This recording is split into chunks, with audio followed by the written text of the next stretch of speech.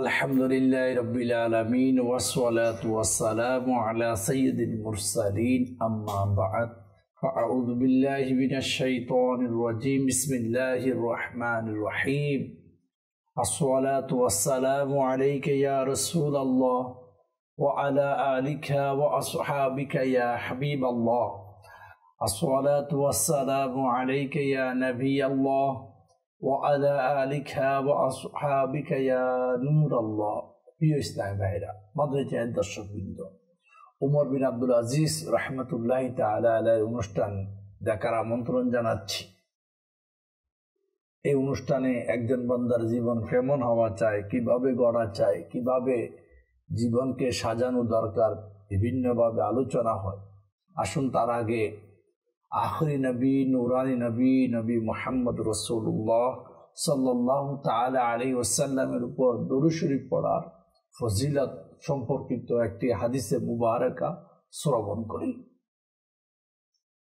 হাদিসে পাকের মধ্যে রয়েছে, হায়াতুন নবী সাল্লাল্লাহু তাআলা আলাইহি ওয়াসাল্লাম ইরশাদ করেন এইভাবে, হে লোকেরা, নিঃসন্দেহে কিয়ামতের দিনের ভয়াবহ তা ও হিসাব নিকাশ থেকে তাড়াতাড়ি মুক্তি প্রাপ্ত সেই ব্যক্তি হবে যে তোমাদের মধ্যে দুনিয়াতে আমার উপর অধিকারে দরুদ শরীফ পাঠ করে।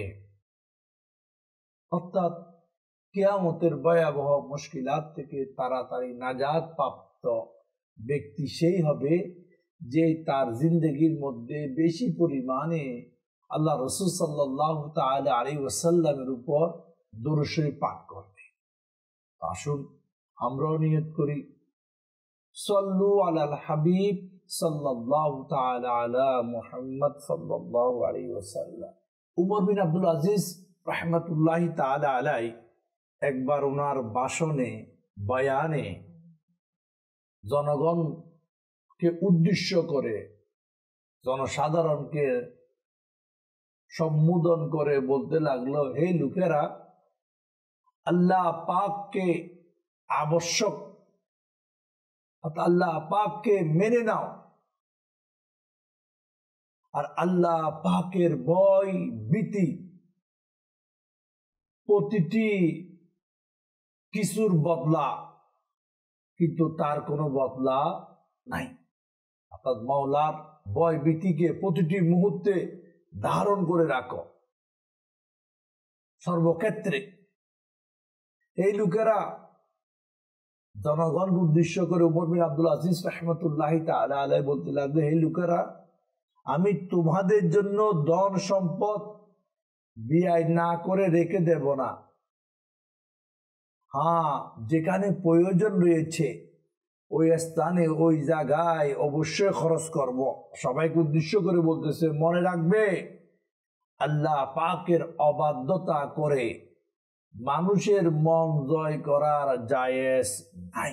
আজকে যে আমরা দেখি মানুষকে জয় করার জন্য, মানুষকে খুশি করার জন্য অনেকে আমরা আল্লাহ এবং তার রাসূল সাল্লাল্লাহু তাআলা আলাইহি ওয়াসাল্লামের শরীয়ত বিরোধী কাজকর্মের মধ্যে লিপ্ত হয়ে যায়।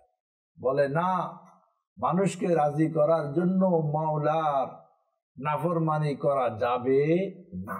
আরেক ভাষণের মধ্যে, বক্তৃতার মধ্যে ওমর বিন আব্দুল আজিজ রাহমাতুল্লাহি তাআলা আলাইহি একবার বললেন, হে জনসাধারণ, হে লোকেরা,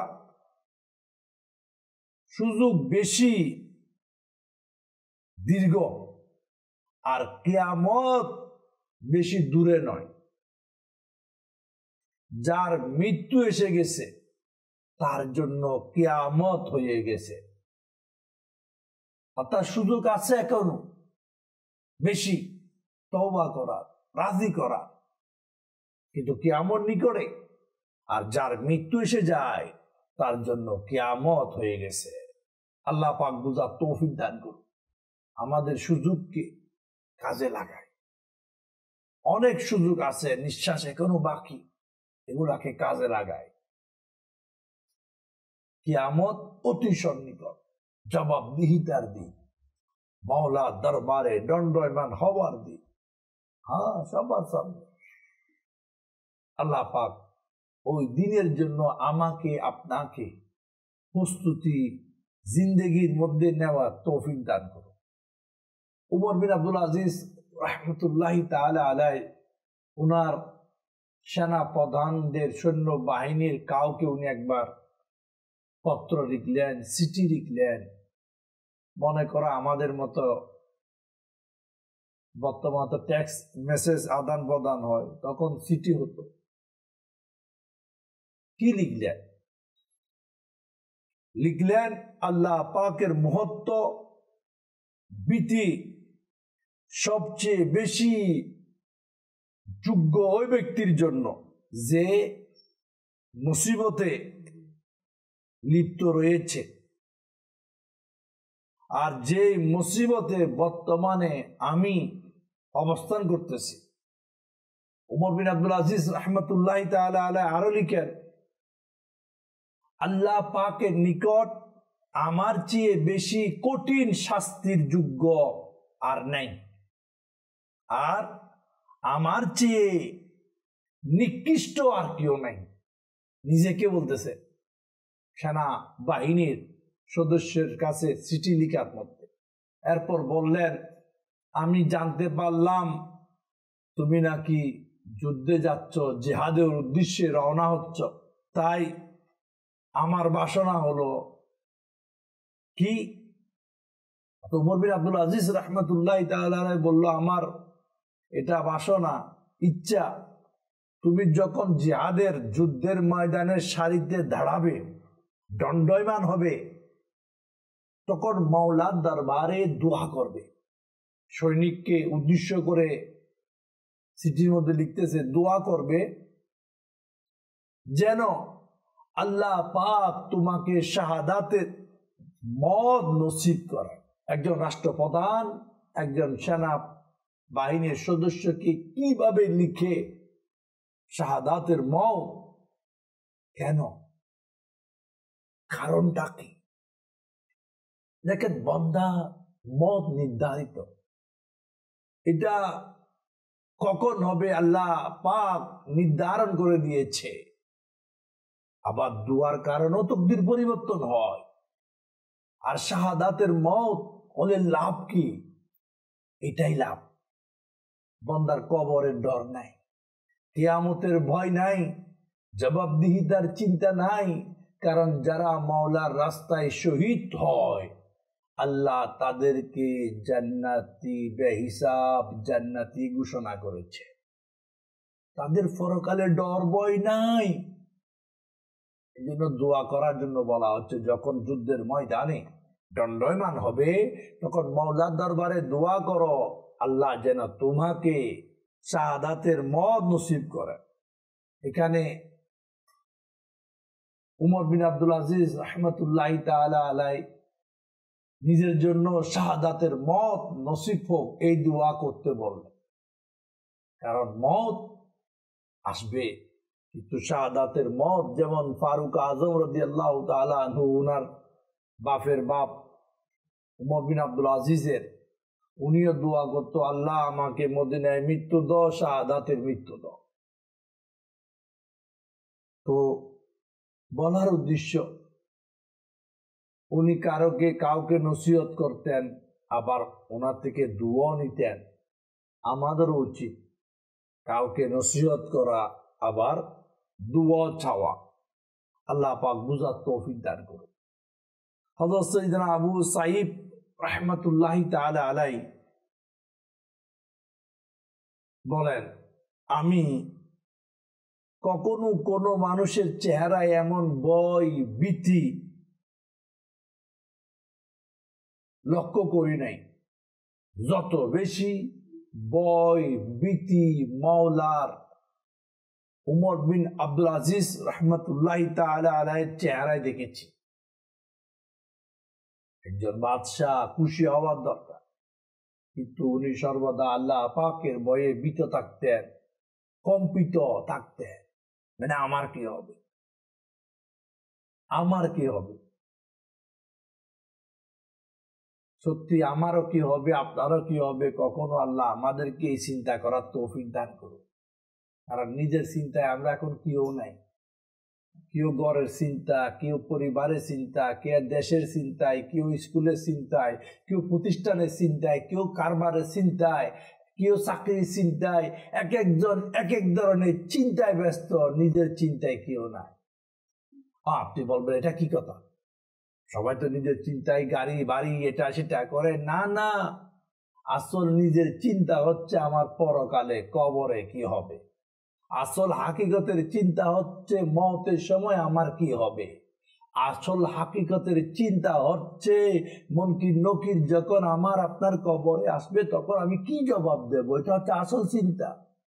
হাকিকতের চিন্তা হচ্ছে মিজানের পাল্লায় যখন যখন মানুষ কি করে, মৃত্যুবরণ করে, তখন তার রূহ আযাবের ফেরেশতা নিয়ে যায়, গুনাহগার হলে নেককার হলে রহমতের ফেরেশতা নিয়ে যায়। এখন আমার আপনার চিন্তা হওয়া দরকার, হাকিকতের চিন্তা, আমার ফিউচার, আগামী দিন, ভবিষ্যৎ উজ্জ্বল চিন্তা এটাই হোক। আমার রূহ রহমতের ফেরেশতা নিবে না আযাবের ফেরেশতা নিবে। হাকিকতের চিন্তা এগুলা কিন্তু আমাদের নাই। কাল কিয়ামতে আমলনামা প্রদান করা হবে, বুক, আমার আপনার লাইফ স্টোরি সবকিছু লিখিত ওই বই আমলনামা যাকে বলা হয়। আমি কি কখনো চিন্তা করি ওই আমলনামা কি আমি ডান হাতে পাবো না বাম হাতে পাবো? ওই আমলনামায় কি নেকি থাকবে বেশি না গুনাহ থাকবে বেশি? এই চিন্তা নাই। চিন্তা সবাই করে ক্ষণিকের এই লাইফটাকে চাকচিক্য করার জন্য হয়তো অনেকে চিন্তা করে। আল্লাহ হাকিকতের চিন্তা আমাকে আপনাকে করার তৌফিক দান করুন। উমর বিন আব্দুল আজিজ রাহমাতুল্লাহি তাআলা আলাইহির স্ত্রী কে কেউ জিজ্ঞাসা করলো, আপনার স্বামী কেমন, উনার চাল চলন কেমন ছিল? তখন উমর বিন আব্দুল আজিজ রাহমাতুল্লাহি তাআলা আলাইহির স্ত্রী বলল, উনি তেমন কোন ইবাদত বন্দেগী অন্যদের তুলনায় বেশি করত না, তেমন উল্লেখযোগ্য বেশি ইবাদত করত না। তবে যখন বিছানার মধ্যে হায় হায় তো বেশি নামাজ যেটা ফরজ ওয়াজিব যেটা নরমাল এটাই করত। তবে আমি উনাকে এত বেশি মাওলার ভয়ে ভীত কম্পমান ব্যক্তি আর দেখি না। সর্বদা আল্লাহ পাকের ভয়ে অস্থির থাকতো, ভয়ে ভীত হয়ে থাকতো মাওলার ভয়। আর যখন ঘুমাইতেন বিছানায়, যখন মাওলার আল্লাহ পাকের স্মরণ ইয়াদের মধ্যে ডুবে যেতেন, তখন উনি ফাঁকির মতো চটপট করত, যেন এখন ওনার রূহ বের হয়ে যাবে। আপনি যদি কোনো ফাঁকিকে, কোনো মুরগিকে বা কবুতরকে জবে করেন, মাটিতে ফেলে দেন, কিভাবে ছটপট করে লাফায়। উমর বিন আব্দুল আজিজ রাহমাতুল্লাহি তাআলা আলাইহি বলতেছে, ঠিক তেমনি আমার স্বামী অস্থির হয়ে যেত, ফাঁকির মতো ছটপট করতো। আমার মনে হতো যেন এখন রূহ বের হয়ে যাবে, খলিফা ইন্তেকাল করবে আগামীকাল, আরববাসী খলিফা হারা হয়ে যাবে, আমির মুমিন হারা হয়ে যাবে, এমন চটপট করত মাওলার ভয়। এমন ভয় আল্লাহ আমাদেরকেও দান করুন। কারণ সত্যিকার অর্থে যার অন্তরে আল্লাহ পাকের ভয় আছে না, সে মানুষের বদনামি করা তার জন্য কঠিন হয়ে যাবে, সে মানুষের বিরুদ্ধে চুগলি করা কঠিন হয়ে যাবে, সে মানুষের বিরুদ্ধে অপবাদ দেওয়া কঠিন হয়ে যাবে। নিজের জিদ, অনেকে জিদের বসে এসে অনেককে অনেক কিছু বলে, এটা বলা কঠিন হয়ে যাবে যখন আল্লাহকে যথাযথভাবে বান্দা ভয় করবে। হ্যাঁ, আজকে তো ক্ষমতার জন্য, শেয়ারের জন্য এক একজন আরেকজনকে মেরে ফেলতেছে। হ্যাঁ, কেউ ক্ষমতায়, কেউ রাজনীতিতে, কেউ সমাজনীতিতে, কেউ পরিবার নীতিতে, এক একজন এক এক শুধু নিজের পজিশনটা ঠিক রাখতে চায়, যে যেখানে যাক আমার কি। কিন্তু আল্লাহর ভয় যার দিলে আছে না, সে কখনো শেয়ারের পরোয়া করবে না, গদির পরোয়া করবে না, ক্ষমতার পরোয়া করবে না, শুধু মাওলার ভয়ে সর্বদা চিন্তিত, ব্যতীত, মানে অস্থির থাকবে। আমি কি জবাব দেব? আল্লাহ আমাদেরকেও মাওলার হাকিকি ভয় এর মধ্যে থাকার তৌফিক দান করুন। আপনি দেখবেন বর্তমান রাজা বাদশাহ, এমপি, মন্ত্রী, মিনিস্টার, আগেরকার হিস্ট্রি যদি আপনি দেখেন, বর্তমান বা আগে যারা বড় বড় রাজা বাদশাহ, উজির, মন্ত্রী, পয়সাওয়ালা, তাদের রাত কিভাবে অতিবাহিত হয় দেখবেন বিভিন্ন অনুষ্ঠানে, বিভিন্ন ফাংশন, বিভিন্ন মিউজিক, বিভিন্ন ধরনের আহাম কুহামের অনুষ্ঠানও থাকে, অবাক মেলামেশা, বুজন, ব্যান্ড পার্টি, বিভিন্ন কিছু হয়। কিন্তু উমর বিন আব্দুল আজিজ রহমতুল্লাহি তাআলা আলাইহি উনিও তো বাদশা ছিলেন, উনিও তো রাষ্ট্রপতি ছিলেন, উনি আমিরুল মুমিনিন ছিলেন। ওনার রাত, ওনার মনে করো রাজমহলের রাতটা কিভাবে অতিবাহিত হতো? মিউজিকের মধ্যে, নাচানাচির মধ্যে, দুনিয়ারে খুশ গল্পের মধ্যে? না না, উমর বিন আব্দুল আজিজ রহমতুল্লাহি তাআলা আলাইহি রাত কিভাবে অতিবাহিত হতো উনিও অনুষ্ঠান করতেন। কিন্তু 2 নম্বরই নাচ গান নয়, অবাধ মিলামিশা নয়, শরাব জুয়ার আসর নয়। উনি করতেন তৎকালীন যুগেরও বড় বড় উলামায়ে কেরামদেরকে প্রতিদিন উনি ওনার দরবারে সবার আগমন হতো। সবাই কবরে, মওতে, আখিরাতে, কিয়ামতে, পরকালের আলোচনা করত ডেইলি। আর এই আলোচনা শুনে উমর বিন আব্দুল আজিজ এবং উপস্থিত লোকেরা এমন কান্না করত, আল্লাহু আকবার, যেন তাদের সামনে তাদের কোনো আপনজন মৃত লাশ পড়ে রয়েছে। যেভাবে আমার সামনে যদি আমার মা ইন্তেকাল করে, বাপ ইন্তেকাল করে, যেভাবে আমরা কান্না করি মার জন্য, বাপের জন্য, ঠিক অনুরূপ উমর বিন আব্দুল আজিজ উপস্থিত লোকেরা মওতের ভয়, কবরের ভয়, আখিরাতের জবাবদিহিতার কারণে কান্না করত।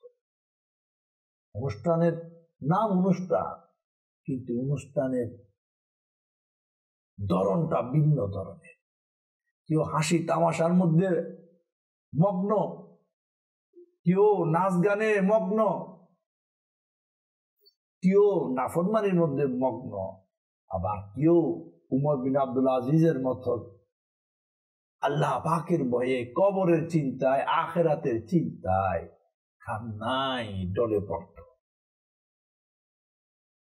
কবর খুব কঠিন, হ্যাঁ, মওত খুব কঠিন, কিয়ামত খুব কঠিন। 3টা স্থান। উসমান জিন্নুরাইন রাদিয়াল্লাহু তাআলা আনহু কবর দেখলে কান্না করতেন। তখন লোকেরা জিজ্ঞাসা করত, ইয়া সাইয়্যিদি, আপনার সামনে জাহান্নামের আলোচনা করলে আপনি কান্না করেন না, আযাবের কথা বললে কান্না করেন না, কবর দেখলে আপনি কান্না করেন, এর কারণ কি? কেন এটা করেন আপনি? তখন উসমান জিন্নুরাইন রাদিয়াল্লাহু তাআলা আনহু জবাব দিলেন, কবর এমন একটি ঘর, যে ঘরের মধ্যে যে বান্দা কামিয়াব হয়েছে তার পরবর্তী সমস্ত অধ্যায়, সমস্ত মঞ্জিল, সমস্ত কিছু তার জন্য আসান হয়ে গিয়েছে। কবর এত ভয়ানক একটা জায়গা, কিন্তু আমরা এটাকে হয়তো অনেকে খেয়ালও করি না, খেয়াল করারও হয়তো সুযোগ নাই। কেন নাই? একটু চিন্তা করি, হয়তো আমরা দুনিয়ার প্রেমে, মহাব্বতে এত ডুবে গিয়েছি, হয়তো সুযোগ হচ্ছে না চিন্তা করা। আমার বাপ কই? দেখেন, বাপ তো নাই, মাও নাই, দাদও নাই, দাদিও নাই। তারাও তো একদিন আমার আপনার মতো ছিল, আজকে কই? আমিও চলে যাব, আপনিও চলে যাবেন, কেউ থাকবে না। 2 দিনের মুসাফির খানাইটা, হ্যাঁ, মুসাফির খানায় কেউ থাকে না, আসে যায়, আসে যায়। জন্ম থেকে এই পর্যন্ত আপনি দেখবেন দুনিয়াতে কত লাখ লাখ কোটি কোটি মানুষ আসছে, কয়জন আছে? নতুন আসতেছে ঠিক, কিন্তু যাচ্ছ, আসতেছে যাচ্ছে মুসাফির খানা, বাজারের মতো।